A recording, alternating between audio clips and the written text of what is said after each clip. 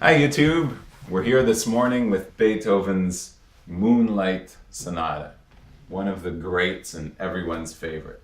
We're going to look at a few little things, a few little details, things that I would like to show you to take this piece, if you're playing it, to another level. What's already a really nice piece. So, the first thing we have to really see in here is that we have different layers of sound. There's most of the time three things going on. There's that left hand playing the octaves or whatever. Then you have this kind of accompaniment, which should be the softest thing. In fact, we should barely hear it. Make as little of a deal of it as possible. And then the most important is that singing voice on the top. So, the big question is, how do we get the singing voice to come out and this to stay soft? Because you absolutely don't want it to sound like this.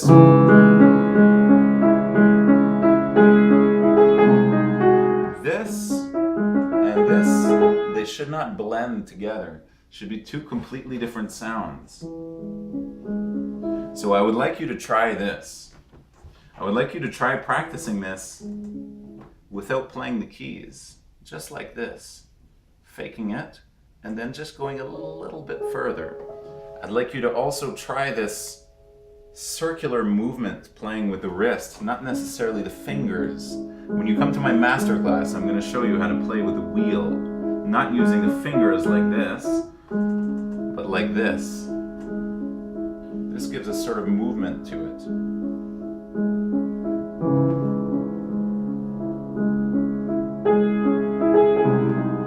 The next thing we need, you need this side that's doing the accompaniment, this side of the hand to be very light, while this side is like a steel rod, this finger actually.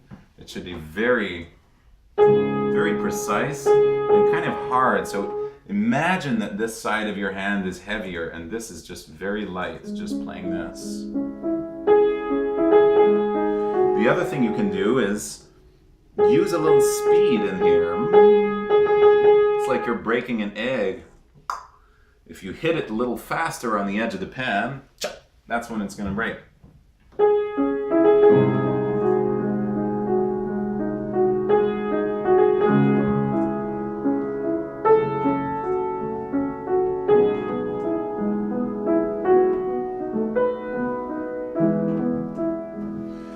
Now, the next thing we have in here that's really important is the half bar rhythm. So, right, the time signature, we have the C with a line going through it. That means we have beats on the half bars, at the first beat and the middle of the bar. So you have to count 1, 2, 1, 2,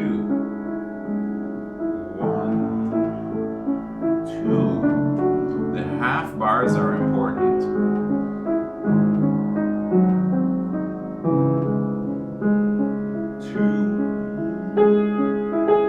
Especially here, 2.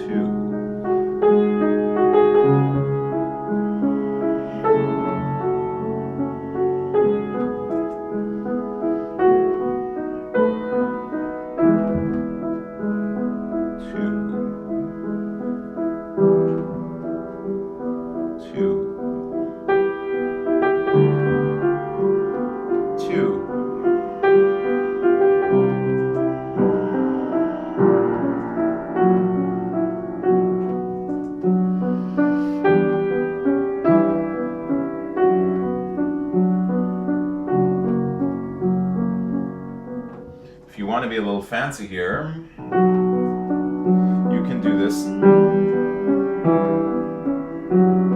if you like it. So what we're doing is we're bringing out the thumb a little bit because the right hand's playing both. And not just... Sometimes you can do this if you want. Just adds a different color. Okay, something else really important for the singing that voice. It's important that you actually sing it because sometimes it's a big line. For example, this. So if you actually sing this, and think about where it's going to here and finish, then you have more of a chance of making that line. The other thing that's going to really help, and I want you to practice this, is playing this note. You have this G sharp, and then listen to it. Start by just playing the G sharp and listening to the sound that you've made in the piano.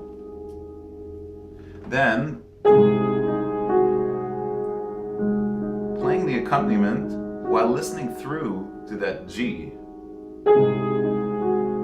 Keep hearing the G sharp while you're playing this.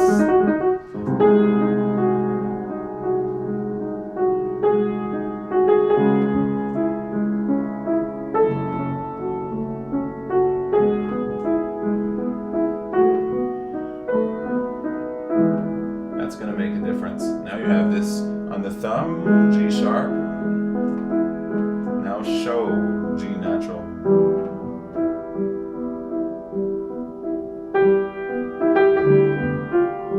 Now same thing here. You have G, listen all the way to here, still G. So you should hear this. Then you really got it.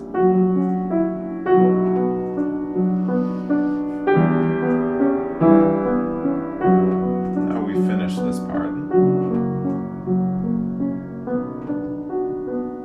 I wouldn't screw up with the rhythm too much in this piece either.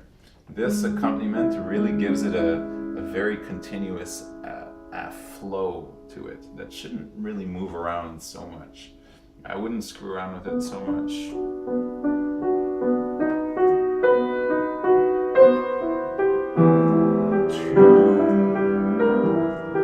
So if you put these fingers like this, change the thumb for a 2,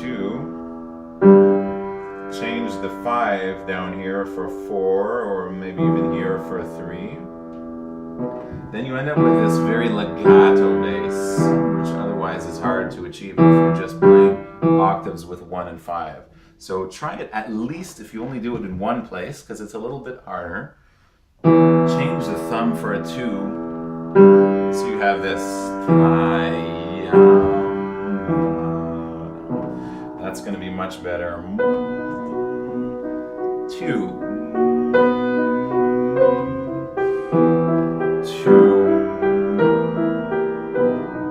Now, this is like you tell a secret. Very, very intimate. This is the strange thing. If we just look at this, we want to do this, go louder. But this actually, Beethoven says to go softer. And even softer. So it's like you share some very, very intimate secret is really the word that comes to mind. Softer and even softer. And now here, maybe a little bit more if you want, because that's our Neapolitan 6.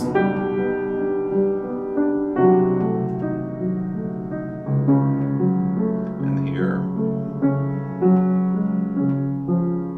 bring out this F sharp in the accompaniment, which resolves down to E sharp.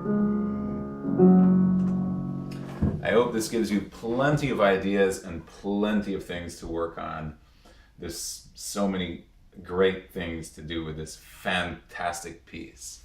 So if you're not sure of all the things in one listen to it again and practice all these little things. Listening through with the note, this is very important, and the rhythm is also very important.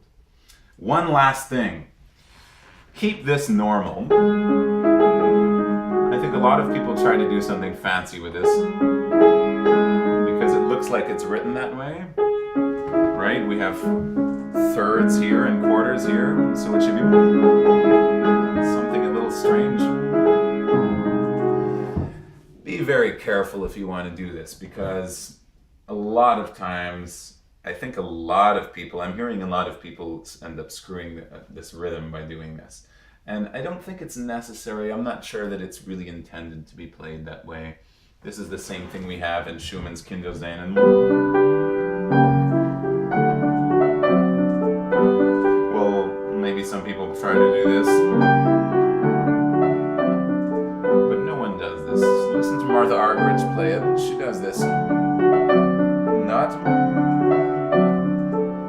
Keep it simple. Keep it as simple as possible. So enjoy working on this fantastic piece.